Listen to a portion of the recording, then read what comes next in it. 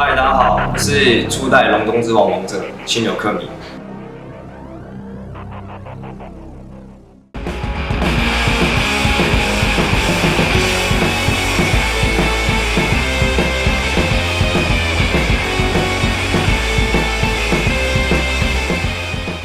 经过这次3场的比赛，我对自己的评分大概是70分左右。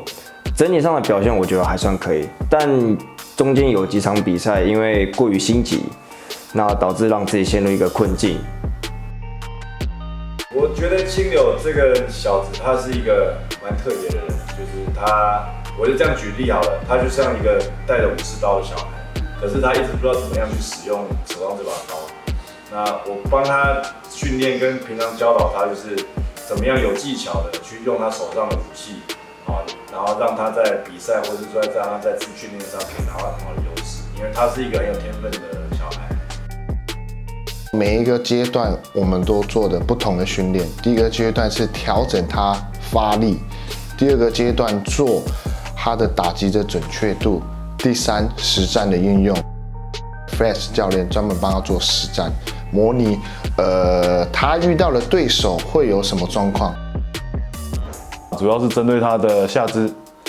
单脚蹲的稳定，还有整个动作流畅的连贯性，还有核心发力稳定的问题，去做一些调整跟改善。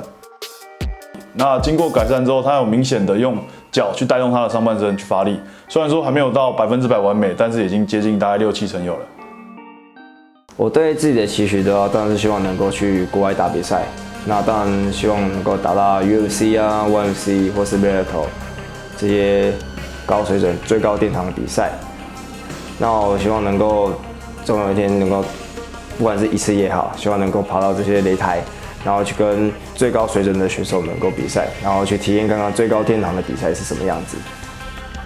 我要送青柳的一句话就是：等到你变成真正的男人的时候，你就变得超强。我希望他在未来的路上能慢慢的往世界去发展，加油，青柳！我希望他的舞台不只是在台湾而已，那希望他有机会可以进军世界的舞台。青柳克明，加油！